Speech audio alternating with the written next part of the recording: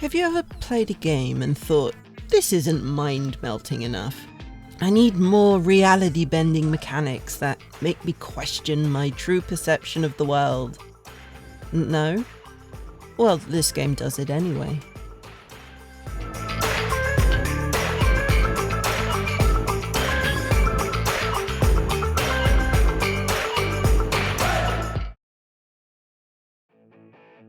Prey was released in 2006, a third-person shooter developed by Human Head Studios and 3D Realms. Published by 2K Games, and the 360 version was ported by Venom Games. It earned a Metacritic score of 79 on 360 and an 83 on PC. With people being impressed by the adaptive difficulty system, so the better you are, the better it gets. And even though the multiplayer is long gone, you can easily sink a huge amount of time into the campaign. And Portal is a poor man's Prey. Ooh. Negative reviews weren't impressed with the overall design, saying the devs only made what they wanted rather than what would make a cool game. And they forgot everything that makes games fun. It was way too long, with no progression and a boring story. Even though this was a commercial success, the rights to Prey were passed on to Bethesda Softworks, and along with Arcane Studios, they created their own version of Prey in 2017.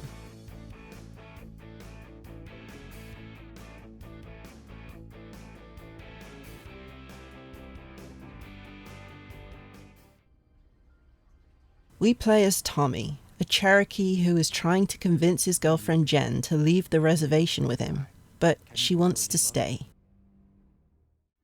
We start off in her bar, where Tommy's grandfather is trying to help with this situation.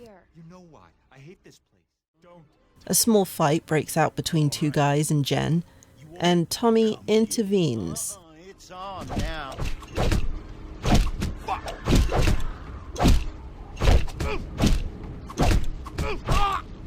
Tommy, are you crazy? You could have killed them! Maybe I should. That's not what I meant! Did you have to... What the hell? The TV suddenly turns to an emergency broadcast. We interrupt this program to activate the emergency alert system. Please stay tuned for important information. And we're just now getting word that several similar objects are being sighted in the skies over North America. Now this is becoming... And then all hell seems to break loose. The ground quakes and strange lights appear.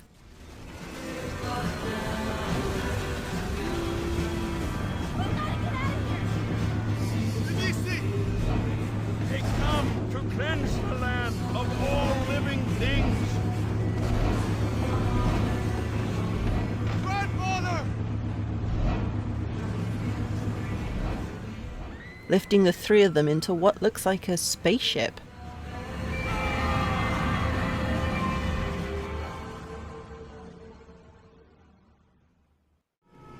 This is an alien craft called the Sphere, and they seem to be abducting humans, restraining them to these metal plates, and processing them in different ways.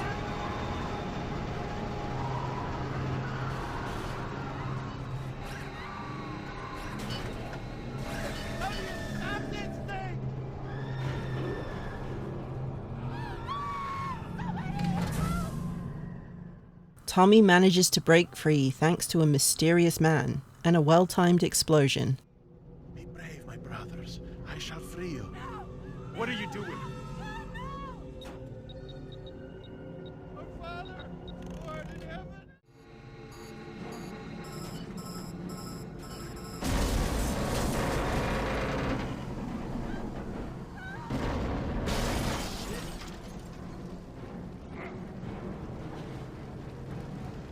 Oh no.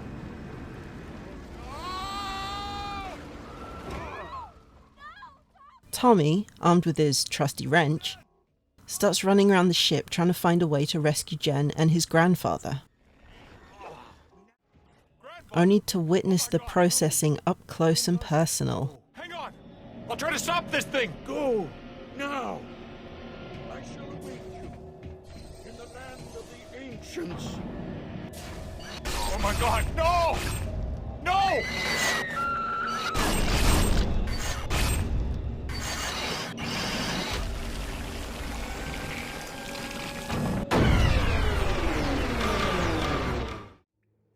Tommy now has to fight his way to Jen, defeating the aliens aboard this ship, and wrangling the strange teleporting technology the aliens use to get around the ship. The way the game starts is very 3D Realms. I don't know what it is with them in public bathrooms, but they do them so well. And working mirrors! Doesn't anyone ever clean this place? Oh, gross.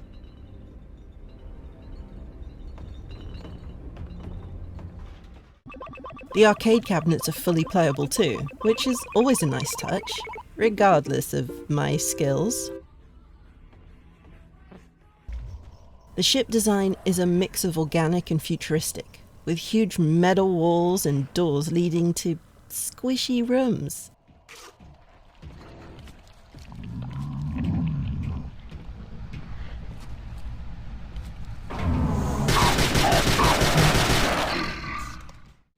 And walls that spew out human appendages.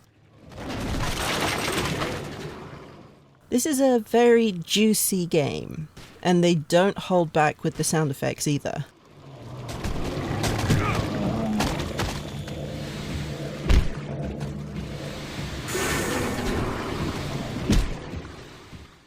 If you have a weak stomach, maybe play this game with the sound turned down.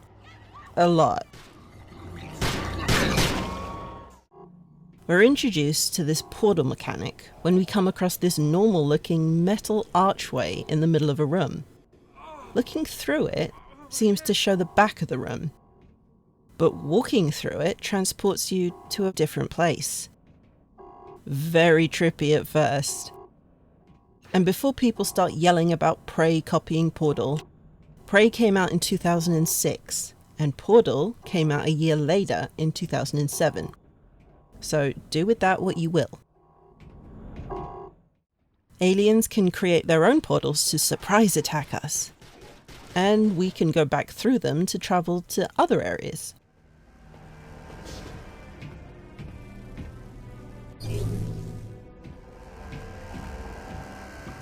That felt weird.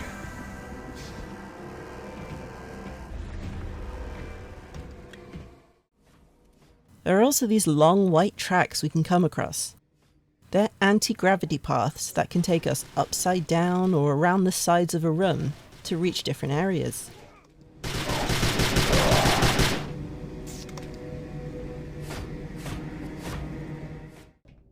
These three little blue pads also make things a little more confusing, as when you shoot them, the entire room turns. This changes our perception of what is up and down, creating new routes for us to move through the room and onwards. Very clever, but a little confusing.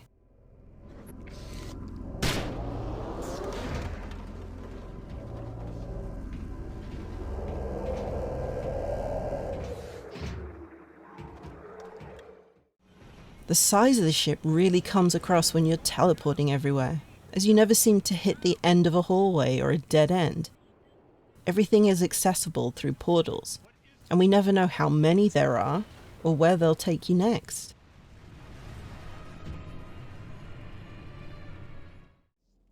Tommy's grandfather seems to drag us into the spirit realm somehow, and tells Tommy he needs to use the powers from his ancestors to get the upper hand against the aliens.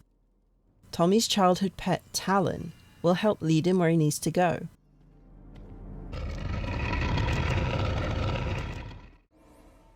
And we have the ability to detach our spirit from our physical body and walk where we wouldn't normally be able to. You may now return to your body. You have learned well. This is helpful when we come across energy doors that only our spirit can cross, and flipping a switch that opens the door for our physical body to use. Talon does more than just guide us. He also helps fight enemies when we come across them. There's a good birdie. We also have a spirit bow, which we can use against enemies while in spirit form. It uses energy as ammo, so we only get a few shots. But we replenish this by collecting the energy of our fallen enemies. We can also see things that aren't in the physical world. Like if we come to a huge gap between platforms, we can switch to spirit form, and this web bridge appears that we can cross, and it can lead us to a switch or another way to get our physical body across.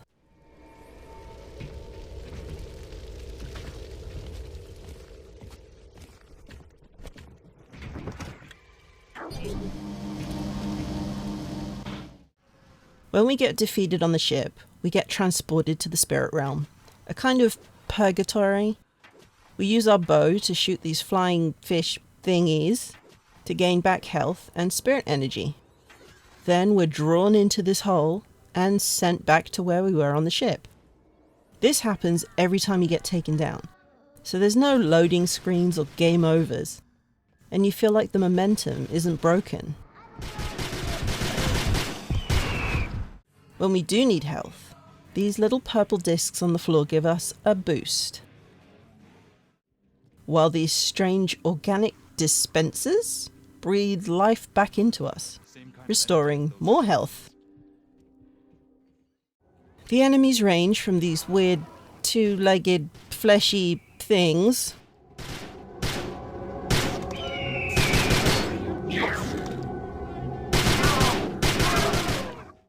to big armored aliens with energy weapons.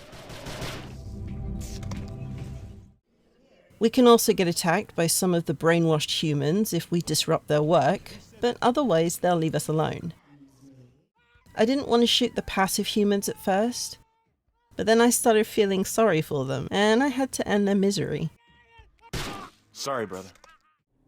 We start off with a wrench to just hit things with. Then, as our first alien drops his weapon, we can use it. It's a kind of energy pistol which can turn into a sniper rifle when you aim. So it's basic, but it gets the job done.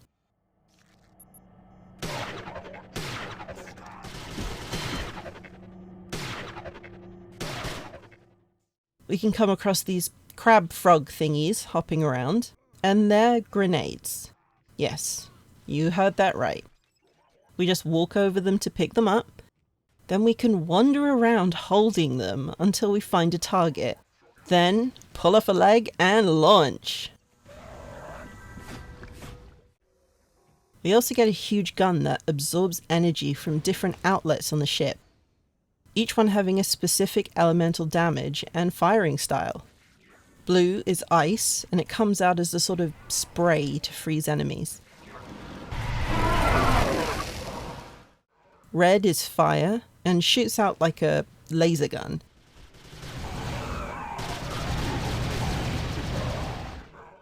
White is electrical, and fires like a shotgun.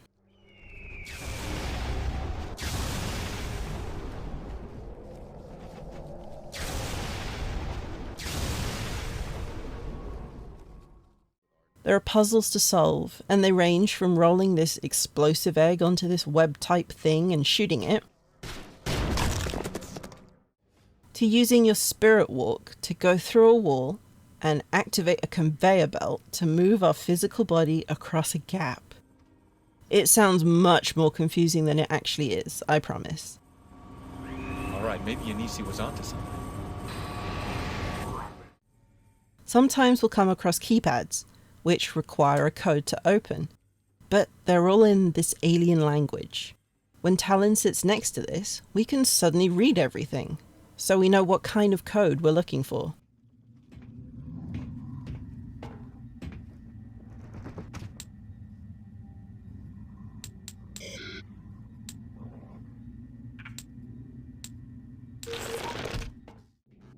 If you get stuck, you can find these little icons on the floor, and they show you where to switch into spirit form to help solve a puzzle.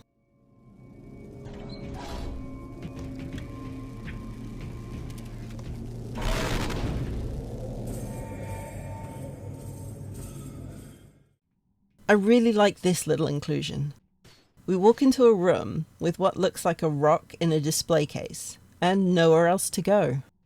After looking around a bit, we find a box portal that, when we walk through it, teleports us to the surface of the rock in the display case, and has shrunk us down as well.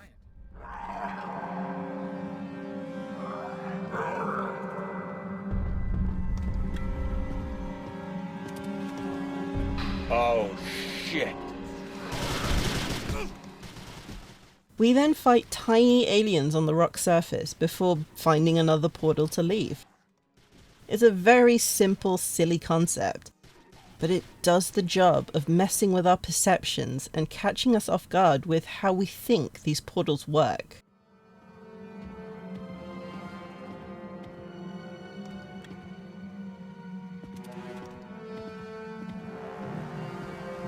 That was fucked up.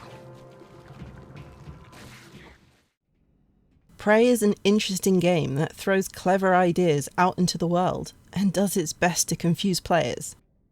The portals are great, and chaining several together to make a surreal puzzle is always a fun idea. I do have to agree that the story was a little boring, and I get that the devs were trying to maintain a sense of mystery, but I think they kept a little too much context to themselves. The combat is standard, nothing overly impressive, but I like the energy-changing weapon, and that the game gives you the choice of which energy you want to absorb depending on your playstyle. I haven't played the new Prey, so I can't really compare much to it, but this Prey has everything you could want from a short FPS game. Character, atmosphere, strange and silly moments, and very clever mechanics that lead to interesting puzzles.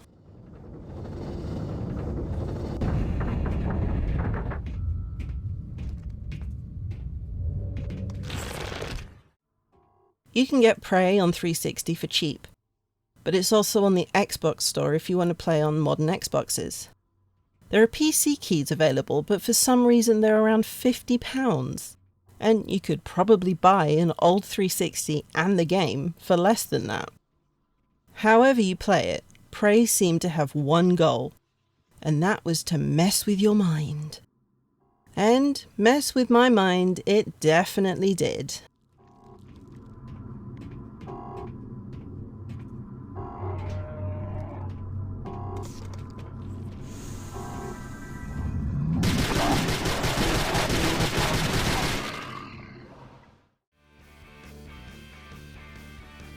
This was fun. Let's do it again sometime. And if you like what you saw, don't forget to subscribe and leave a like down below.